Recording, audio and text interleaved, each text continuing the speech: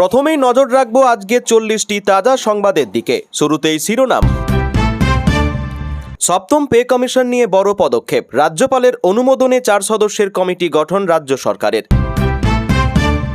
CAG রিপোর্টে নাম থাকলেই এফআইআর, মুখ্যমন্ত্রী হলেও মিলবে না ছাড়, বিধানসভায় হুঙ্কার শুভেন্দু অধিকারীর। মহিলা সাংসদের সঙ্গে দুর্ব্যবহারের অভিযোগ, লোকসভার বাদল অধিবেশন থেকে সাসপেন্ড করলেন বন্দ্যোপাধ্যায়। নিট প্রশ্ন ফাঁস নিয়ে সংসদে আলোচনায় রাজি কেন্দ্র, শিক্ষার্থীরাই সর্বোচ্চ অগ্রাধিকার বললেন রিজিজু। মমতার হাত ধরবে কংগ্রেস, জোট নিয়ে স্পষ্ট বার্তা প্রদেশ নেতৃত্বের। 31-এ কোথায় থাকে দেখব, ডায়মন্ড হারবারে দাঁড়াক, নাম না করে অভিষেককে আক্রমণ মুখ্যমন্ত্রীর। মদনের শিবির বদলের পরই ইডি দপ্তরে ছেলে শুভরূপ, পুরনিয়োগ দুর্নীতিতে জিজ্ঞাসাবাদ। কুণাল আকরুজ্জামান দ্বৈরথে তুলকালাম বিধানসভায়, সাসপেন্ড বেলেঘাটার বিধায়ক। গণতন্ত্রের কণ্ঠরোধের চেষ্টা ভয় দেখিয়ে স্তব্ধ করা যাবে না, কুণালের ঘটনার নিন্দা করে অভিষেক। পুলিশকে তলানিতে নামিয়েছিল বিগত সরকার, ঘুষের বিরুদ্ধে কড়া বার্তা মুখ্যমন্ত্রী, চালু হবে কন্ট্রোল রুম। দিদি সবসময় অভিষেক করলে মুশকিল, দলের ভবিষ্যৎ নিয়ে ফের প্রশ্ন তুলে দিলেন কল্যাণ। তৃণমূলের তহবিল মামলায় দলের কোষাধ্যক্ষ শুভাশিস চক্রবর্তীকে তলব ইডির।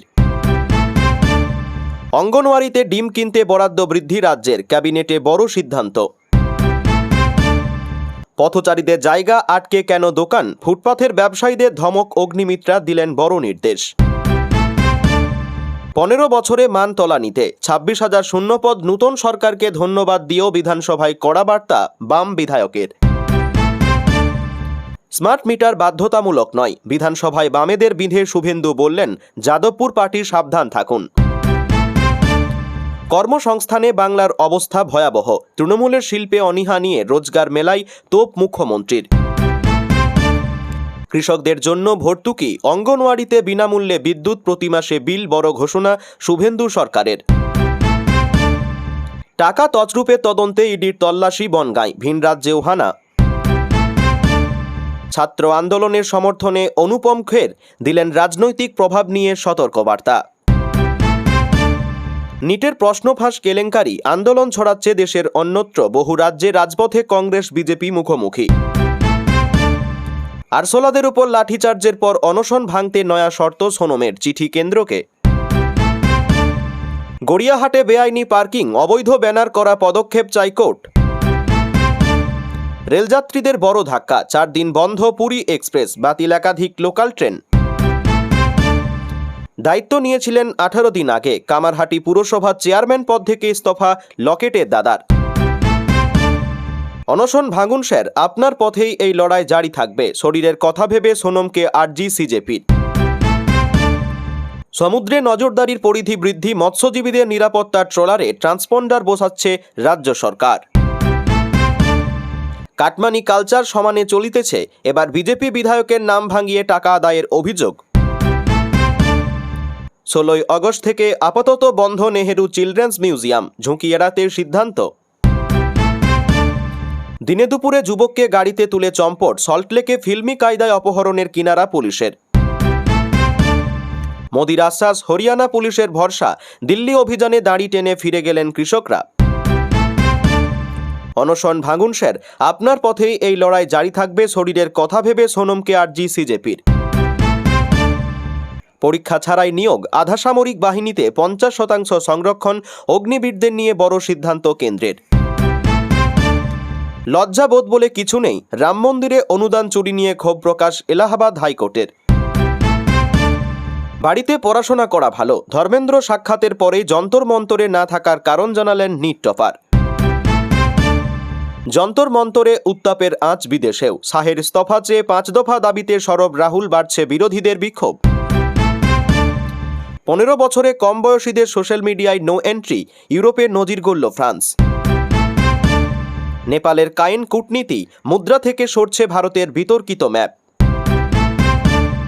কোনো ভুল করিনি, 16 বছর পর দেশে ফিরছেন পলাতক ললিত মোদি। এটা কি হচ্ছে দেশে, দলত্যাগ বিরোধী আইনের অপব্যবহার আটকাতে সুপ্রিম কোর্টে সিভাল। প্রিয় দর্শক, এবার আসছি বিস্তারিত খবরে। রাজ্য সরকারি কর্মচারীদের জন্য সুখবর। বহুল প্রতীক্ষিত সপ্তম পে কমিশন নিয়ে বড় পদক্ষেপ। এক্ষেত্রে কমিশন গঠনের বিষয়ে আনুষ্ঠানিকভাবে অনুমোদন দিলেন রাজ্যপাল আর.এন. রবি। এ বিষয়ে গঠন করা হয়েছে 4 সদস্যের এক উচ্চ পর্যায়ের বিশেষজ্ঞ কমিটি। সপ্তম বেতন কমিশনের কমিটির চেয়ারম্যান হিসেবে নিয়োগ করা হয়েছে অবসরপ্রাপ্ত IAS অতনু চক্রবর্তীকে। তিনি কেন্দ্রীয় সরকারের অর্থ মন্ত্রকের অর্থনৈতিক বিষয়ক দপ্তরের সচিব হিসেবে দায়িত্ব পালন করেছেন। কমিশনের সদস্য হিসেবে দায়িত্ব পেয়েছেন নীতি গবেষণা কেন্দ্রের সিনিয়র গবেষক ডক্টর পার্থ মুখোপাধ্যায়। পাশাপাশি সদস্য করা হয়েছে IIM কলকাতার অর্থনীতির অধ্যাপক ডক্টর পার্থপ্রতিম পালকে। এছাড়াও কমিশনের সদস্য সচিব হিসেবে দায়িত্ব পালন করবেন IAS তথা পশ্চিমবঙ্গ সরকারের অর্থ দপ্তরের সচিব দেবীপ্রসাদ করুণাম। বস্তুত 26-এর বিধানসভা নির্বাচনের প্রচার পর্বে বাংলায় এসে এই সপ্তম বেতন কমিশন চালুর বিষয়ে বারংবার জোরালো সওয়াল করেছিল কেন্দ্রীয় বিজেপি নেতৃত্ব।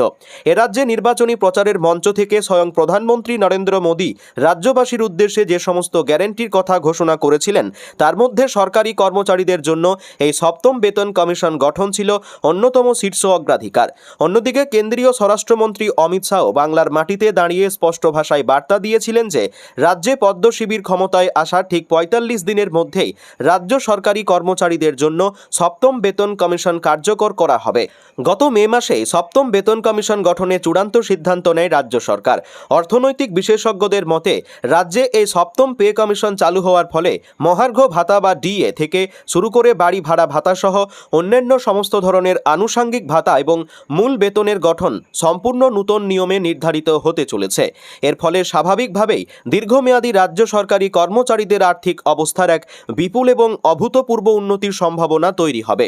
পশ্চিমবঙ্গে এই সপ্তম বেতন কমিশন বাস্তবায়নের মূল উদ্দেশ্যই হল রাজ্য সরকারি কর্মচারী, স্বশাসিত সংস্থার কর্মী, পেনশনভোগী এবং অন্যান্য অনুদানপ্রাপ্ত প্রতিষ্ঠানের কর্মীদের বেতন ভাতা, অবসরকালীন পেনশন এবং অন্যান্য সুযোগ সুবিধাগুলোর পুনর্বিন্যাস বা সময়োপযোগী সংশোধন করা।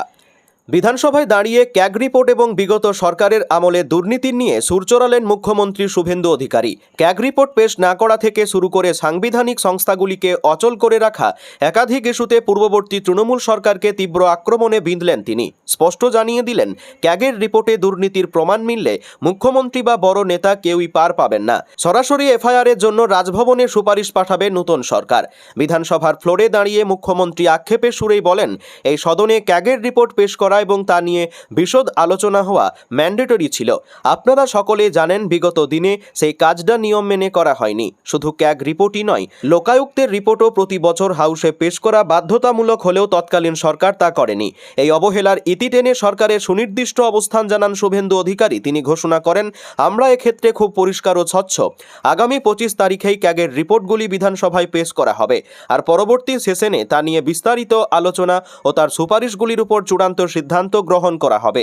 এরপরই মুখ্যমন্ত্রী বিস্ফোরক সংযোজন, যেখানে যেখানে দুর্নীতি প্রামাণ্য নথি ক্যাগ ধরবে আমরা সরাসরি মহামান্য রাজ্যপালের কাছে সুপারিশ করব FIR করার জন্য। তিনি মুখ্যমন্ত্রী হন, মন্ত্রী হন, আর যে যত বড় রাজনৈতিক নেতাই হন না কেন, কাউকেই রেয়াত করা হবে না। প্রসঙ্গত, আমফানের ত্রাণ বন্টনে কোটি কোটি টাকা দুর্নীতির অভিযোগ মনে করিয়ে তিনি নরেন্দ্র মোদী সরকারে দেওয়া ৩,৭৫০ কোটি টাকা সাহায্যের কথা মনে করিয়ে দিয়ে শুভেন্দু বলেন, আমফানের সময় মোদিজি 2 দফায় বিপুল টাকা দিয়েছিলেন, কিন্তু সেই টাকা নিয়ে ব্যাপক দুর্নীতি হওয়ায় কলকাতা হাইকোর্টে জনস্বার্থ মামলা হয়। আদালতের নির্দেশেই বিশেষ ক্যাগ তদন্ত হয়েছিল, কিন্তু আশ্চর্যের বিষয়, সেই তদন্ত রিপোর্ট কখনো জনসমক্ষে আনা হয়নি, বিধানসভাতেও পেশ করা হয়নি। এমনকি যাদের বিরুদ্ধে আইনানুগ ব্যবস্থা নেওয়া সুপারিশ ছিল তাদের বিরুদ্ধেও কোনো পদক্ষেপ নেওয়া হয়নি। আমফানের এই বিশেষ ক্যাগ রিপোর্ট বিধানসভায় আনার জন্য রাজ্যপালের মাধ্যমে বিশেষ অধিবেশন ডাকার আশ্বাস দেন মুখ্যমন্ত্রী। সেই সঙ্গে আগের দিনের বিরোধী নেতাদের সভার প্রসঙ্গ টেনে খোঁচা দিতে ছাড়েননি।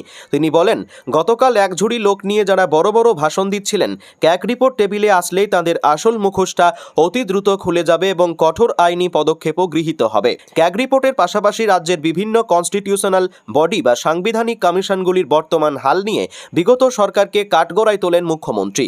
মানবাধিকার কমিশন, মহিলা কমিশন, শিশু সুরক্ষা commission, SC ST OBC commission থেকে শুরু করে তথ্য কমিশন, সমস্ত সংস্থাকে ইচ্ছে করে নিষ্ক্রিয় ও অচল করে রাখার অভিযোগ তোলেন তিনি। রাজ্য মানবাধিকার কমিশনের প্রাক্তন চেয়ারম্যান তথা সুপ্রিম কোর্টের অবসরপ্রাপ্ত বিচারপতি অশোক গঙ্গোপাধ্যায়ের প্রসঙ্গ টেনে তিনি বলেন, বাংলার মানুষ দেখেছে কিভাবে একজন প্রাক্তন বিচারপতির ওপরে আক্রমণ ও হেনস্থা চালানো হয়েছিল। শেষে সাধারণ মানুষের আশ্বস্ত করে মুখ্যমন্ত্রীর বার্তা, আমি এই হাউসে দাঁড়িয়ে কথা দিয়ে যাচ্ছি আগামী 1 আগস্ট থেকে সমস্ত কনস্টিটিউশনাল বডির কাজ পুরোদমে শুরু হয়ে যাবে।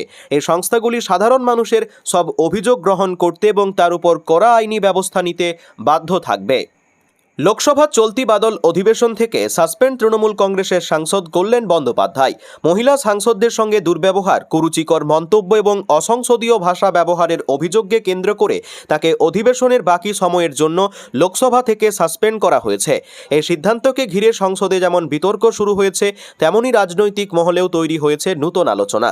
কল্যাণ বন্দ্যোপাধ্যায়ের বিরুদ্ধে প্রথম অভিযোগ জানান তৃণমূল কংগ্রেসের বিদ্রোহী এনসিপিআই সাংসদ কাকলি ঘোষ দস্তিদার। তিনি লোকসভার স্পিকার ওম বিড়লার কাছে লিখিত অভিযোগ জমা দেন। সেই অভিযোগে দাবি করা হয়, কল্যাণ বন্দ্যোপাধ্যায় মহিলা সাংসদদের উদ্দেশ্যে কুরুচিকর মন্তব্য করেছেন এবং এমন কিছু শব্দ ব্যবহার করেছেন যা সংসদের মর্যাদার পরিপন্থী ও অসংসদীয়। অন্য এক এনসিপিআই সাংসদ মিতালি বাগের সঙ্গেও বচসায় জড়িয়ে পড়েন কল্যাণ বন্দ্যোপাধ্যায়। সেই সময় তার বিরুদ্ধেও কটূক্তি করার অভিযোগ ওঠে। একাধিক মহিলা সাংসদের তরফে অভিযোগ সামনে আসার পর বিষয়টি গুরুত্ব সহকারে বিবেচনা করা হয়। এরপর কেন্দ্রীয় সরকারের পক্ষ থেকে আইনমন্ত্রী অর্জুন রাম মেঘওয়াল লোকসভায় কল্যাণ বন্দ্যোপাধ্যায়কে সাসপেন্ড করার প্রস্তাব আনেন। সেই প্রস্তাবের উপর ভোটাভুটি হয়। ভোটাভুটির পরে স্পষ্ট হয়ে যায় সিদ্ধান্ত। লোকসভার চলতি বাদল অধিবেশনে অবশিষ্ট সময়ের জন্য তৃণমূল কংগ্রেসের এই সাংসদকে সাসপেন্ড করার সিদ্ধান্ত গৃহীত হয়। এই ঘটনার পর নিজের অভিযোগের পক্ষে সরব হন কাকলি ঘোষ দস্তিদার। তার বক্তব্য, সংসদের ভিতরে যেমন তেমনও সংসদের বাইরেও কল্যাণ বন্দ্যোপাধ্যায় বারবার মহিলা সাংসদদের সঙ্গে দুর্ব্যবহার করেছেন। তার দাবি, এটি কোনো বিচ্ছিন্ন ঘটনা নয়, বরং দীর্ঘদিন ধরেই একই ধরনের আচরণ করে আসছেন কল্যাণ বন্দ্যোপাধ্যায়। ঘটনার নেপথ্যে আরও একটি রাজনৈতিক সংঘাতের কথাও সামনে এসেছে। সূত্রের খবর, বিদ্রোহী শিবিরের সাংসদদের উদ্দেশ্যে দলবদলু বলে কটাক্ষ করেছিলেন কল্যাণ বন্দ্যোপাধ্যায়। সেই মন্তব্যের প্রতিবাদ করেন শতাব্দী রায় সহ বিদ্রোহী শিবিরের সদস্যরা। এরপর দুই পক্ষের মধ্যে তর্কাতর্কি শুরু হয়। এই পর্বে বিদ্রোহীদের দলবদলের নেপথ্যে ভূমিকা রয়েছে বলে অভিযোগ তুলে কেন্দ্রীয় মন্ত্রী ভূপেন্দ্র যাদবকেও কটাক্ষ করেন মমতাপন্থী তৃণমূলের সাংসদ। এরপরই এনসিপিআই নেতৃত্ব স্পিকার ওম বিড়লার কাছে আনুষ্ঠানিকভাবে অভিযোগ জানান যে কল্যাণ বন্দ্যোপাধ্যায় মহিলা সাংসদদের অপমান করেছেন এবং নারী বিদ্বেষমূলক মন্তব্য করেছেন। সেই অভিযোগের ভিত্তিতেই স্পিকার তাকে বাদল অধিবেশনের বাকি সময়ের জন্য সাসপেন্ড করার সিদ্ধান্ত নেন। লোকসভা থেকে সাসপেন্ড হওয়ার পরও নিজের অবস্থানে অনড় ছিলেন শ্রীরামপুরের সাংসদ। সূত্রের দাবি, সাংসদ কক্ষ ছেড়ে বেরিয়ে যাওয়ার সময় তিনি বিদ্রোহী শিবিরকে কটাক্ষ করেন। তাকে বলতে শোনা যায়, প্রয়োজন হলে তিনি সংসদের বাইরে থাকবেন, কিন্তু যাদের তিনি বেঈমান বলে মনে করেন তাদের সামনে কখনো মাথা নত করবেন না। অন্যদিকে দলের সাংসদদের বিরুদ্ধে এই পদক্ষেপের তীব্র প্রতিবাদ জানিয়েছেন তৃণমূল বিধায়ক কুণাল ঘোষ। তার বক্তব্য, কল্যাণ বন্দ্যোপাধ্যায়কে সাসপেন্ড করার সিদ্ধান্ত সম্পূর্ণ অগণতান্ত্রিক। কুণাল ঘোষের দাবি, যারা বিদ্রোহীদের রক্ষা করছেন তারাই কল্যাণ বন্দ্যোপাধ্যায়ের বিরুদ্ধে এই ব্যবস্থা নিয়েছেন। একই সঙ্গে তিনি বলেন, কল্যাণ বন্দ্যোপাধ্যায় যা বলেছেন এবং যে অবস্থান নিয়েছেন তা তার মতে সম্পূর্ণ সঠিক। নিট প্রশ্ন ফাঁস নিয়ে সংসদে আলোচনায় রাজি কেন্দ্র। গতকাল এমনটাই ঘোষণা করলেন সংসদীয় মন্ত্রী কিরেন রিজিজু। পাশাপাশি তিনি জানালেন, শিক্ষার্থীরাই সরকারের সর্বোচ্চ অগ্রাধিকার। নিট প্রশ্ন ফাঁস নিয়ে প্রথম থেকেই সরব বিরোধীরা, সেই সঙ্গে আন্দোলন শুরু করে ককরোচ জনতা পার্টিও। শিক্ষামন্ত্রী ধর্মেন্দ্র প্রধানের ইস্তফার দাবি জানান তারা। নিট কাণ্ডের প্রতিবাদে সোমবার সংসদ অভিযান করে সিজেপি, যা ঘিরে উত্তপ্ত হয় রাজধানী। এরপর মঙ্গলবার প্রধানমন্ত্রীর বাসভবনের অদূরে ধর্নায় বসেন রাহুল গান্ধী, প্রিয়াঙ্কা গান্ধী সহ কংগ্রেস নেতা কর্মীরা। যোগ দেন সমাজবাদী পার্টির সাংসদ অখিলেশ যাদবও। যদিও কিছুক্ষণের মধ্যেই তাদের সেখান থেকে তুলে দেয় দিল্লি পুলিশ। কংগ্রেসের এই কর্মসূচি ঘিরে ফের উত্তপ্ত হয় দিল্লি। ধর্না চলাকালীন রাহুলদের সঙ্গে দেখা করেন কেন্দ্রীয় প্রতিমন্ত্রী জিতেন্দ্র সিং।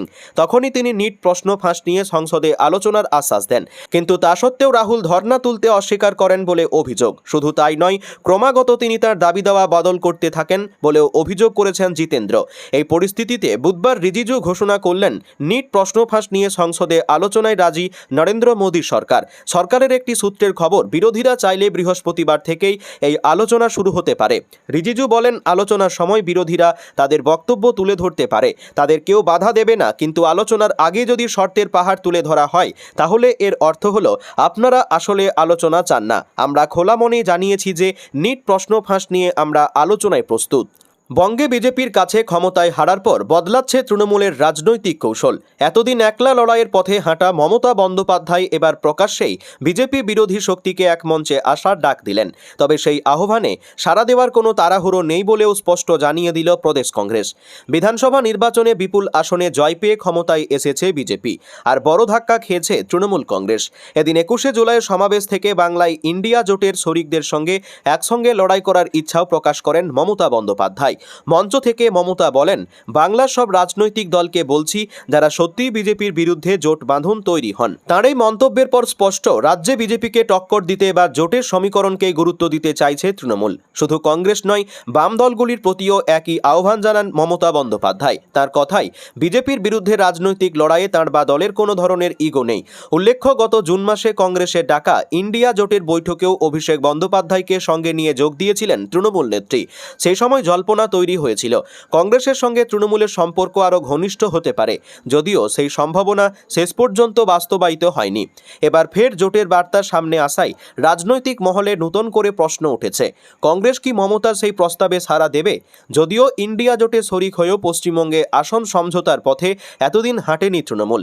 সেই কারণেই 2024 সালের লোকসভা নির্বাচনে এবং 26 সালের বিধানসভা ভোটে রাজ্যে একাই লড়েছিল দলটি।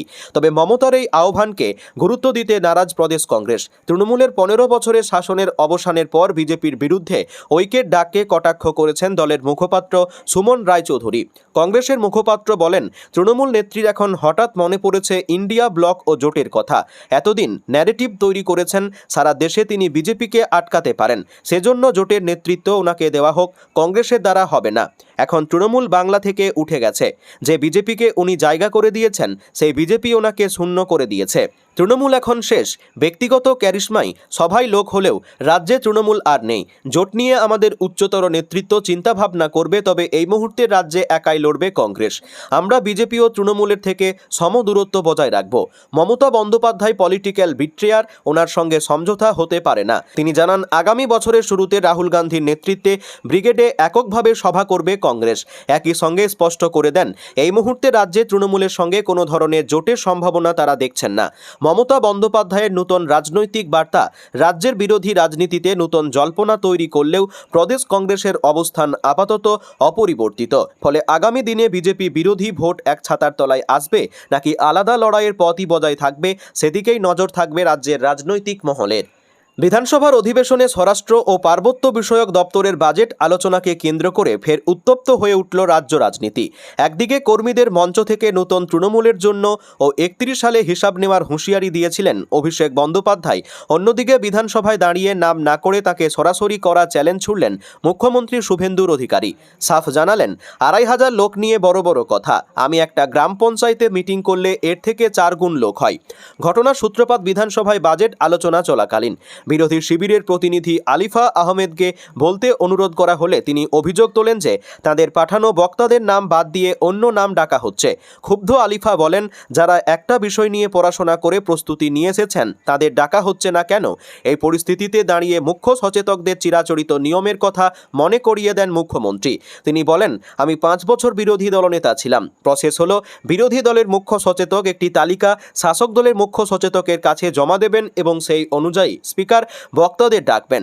এখন আপনাদের ঘরের মধ্যে যদি কোনো ঝগড়া থেকে থাকে তবে তা নিজেদের ঘরে মেটান, মুখ্যমন্ত্রী বা বিধানসভায় এসে ঝামেলা মেটাতে পারবে না। এরপরেই আগের দিনের সভা থেকে করা মন্তব্যের জেরে তৃণমূলের সর্বভারতীয় সাধারণ সম্পাদক অভিষেক বন্দ্যোপাধ্যায়কে নাম না করে কড়া ভাষায় আক্রমণ করেন মুখ্যমন্ত্রী। তিনি বলেন, গতকাল বড় বড় আওয়াজ দেওয়া হয়েছে, বলা হয়েছে নোটবুকে লিখে রাখতে 31 সালে হিসাব নেবে ও 31-এ কোথায় থাকে আমি দেখব। সাহস থাকলে ডায়মন্ড হারবারে চেম্বারে দাঁড়াক না, 2,500 লোক নিয়ে বড় বড় কথা। আমি একটা গ্রাম পঞ্চায়েতে মিটিং করলে এর থেকেও 4 গুণ লোক হয়। প্রসঙ্গত এর আগের দিন দলীয় সভায় বিজেপিকে তীব্র ভাষায় আক্রমণ করেছিলেন অভিষেক বন্দ্যোপাধ্যায়। গদ্দারি বা বেইমানি করে তৃণমূলকে দুর্বল করা যাবে না দাবি করে তিনি বলেন, বাংলা থেকে বিজেপিকে উৎখাত করব এই কথা দিয়ে গেলাম। কি করবে বিজেপি? জেলে ভরবে? মিথ্যে মামলায় ফাঁসাবে? ফাঁসাক, তবু মাথা নত করব না, কারণ আমার মেরুদণ্ড বিক্রির জন্য নয়।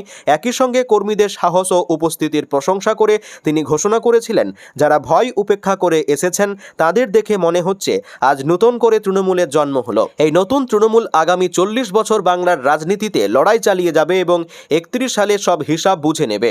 অভিষেকের সেই 31-এর হিসাব ও চ্যালেঞ্জের জবাব দিতেই মুখ্যমন্ত্রী বিধানসভার ফ্লোর থেকে ডায়মন্ড হারবারের প্রসঙ্গ টেনে পাল্টা আক্রমণ শানালেন বলে মনে করছেন রাজনৈতিক মহল।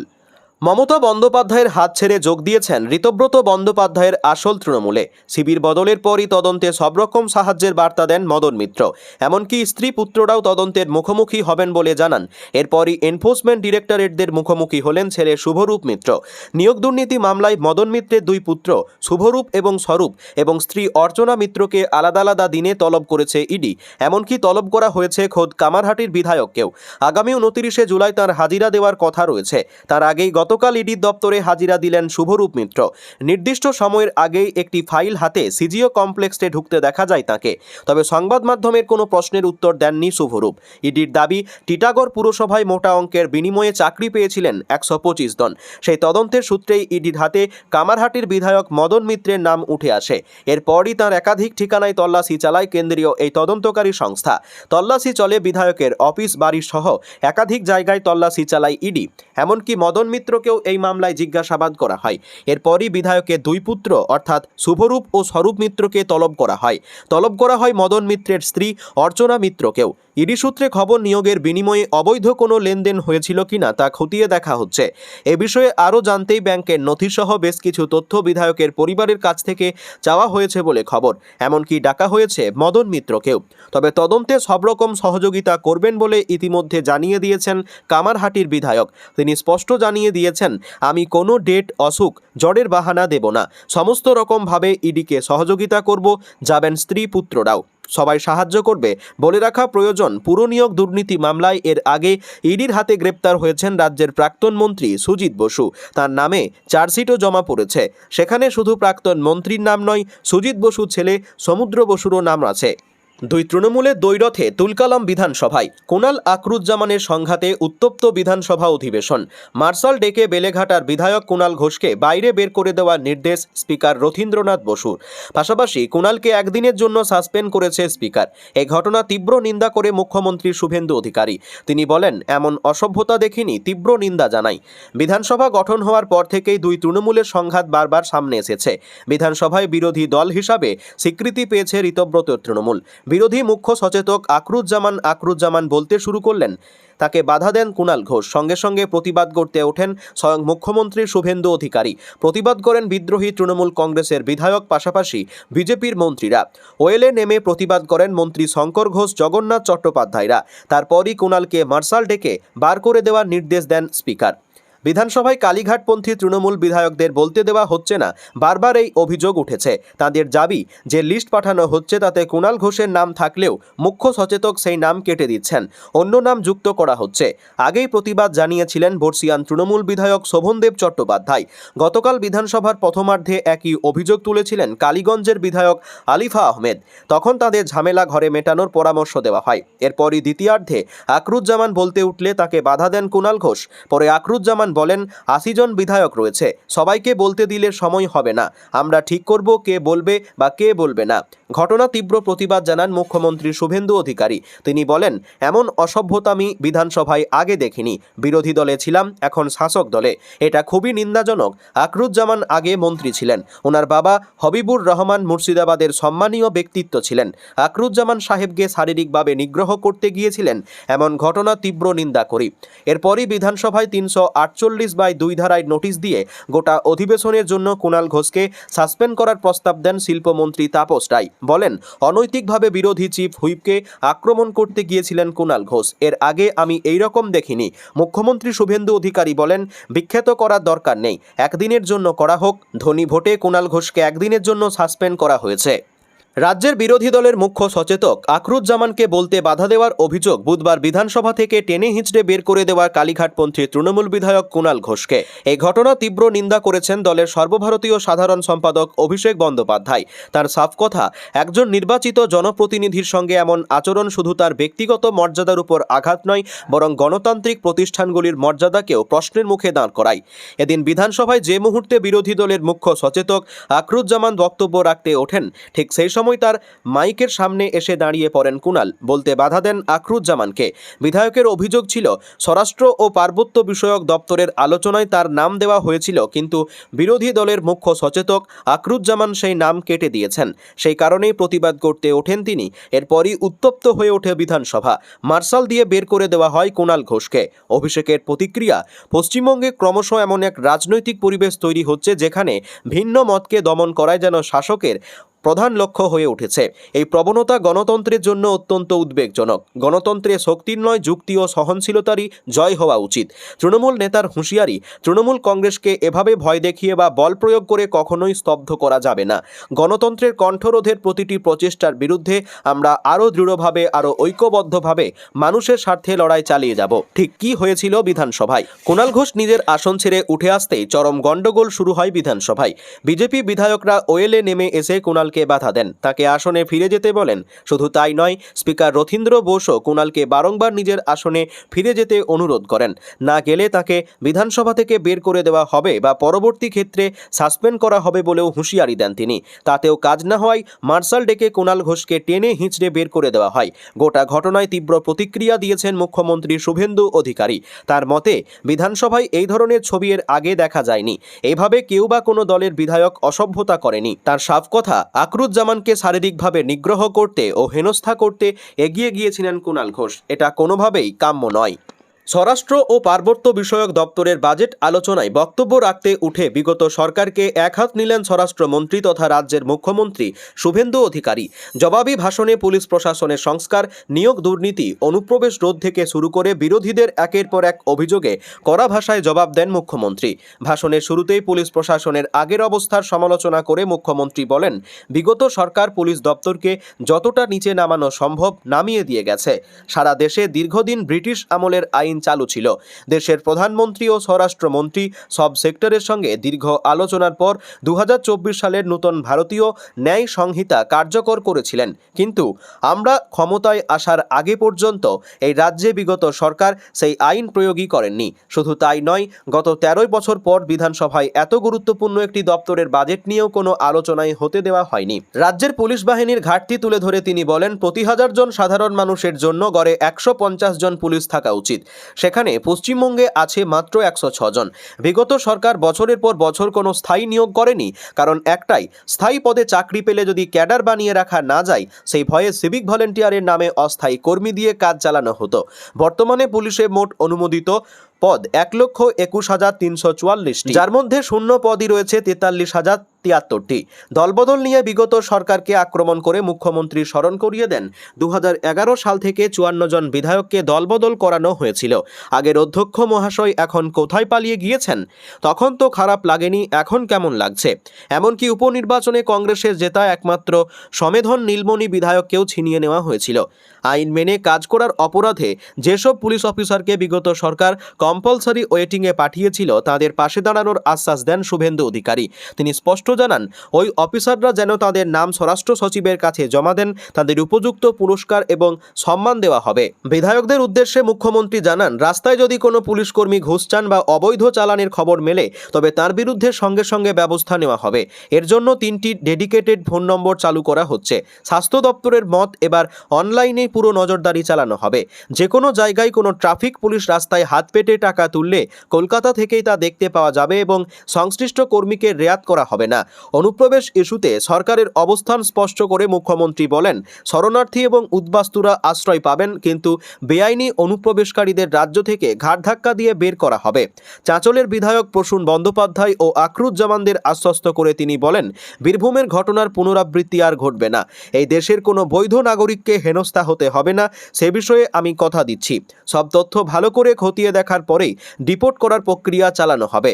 অন্যদিকে 21শে জুলাইয়ের আগে তৃণমূলের মঞ্চে আক্রমণের যে অভিযোগ প্রাক্তন মুখ্যমন্ত্রী মমতা বন্দ্যোপাধ্যায় করেছিলেন তা নিয়েও কটাক্ষ করেন শুভেন্দু অধিকারী। তিনি বলেন, জোড়া ফুল চিহ্ন ওদের থাকবে নাকি সর্ষে ফুল আঁকতে হবে তা ঠিক করবে নির্বাচন কমিশন। নিজেরা সারা রাত উত্ত্যক্ত করে আবার এখন অভিযোগ করছে কে গিয়ে ভাঙতে যাবে আপনাদের মঞ্চ।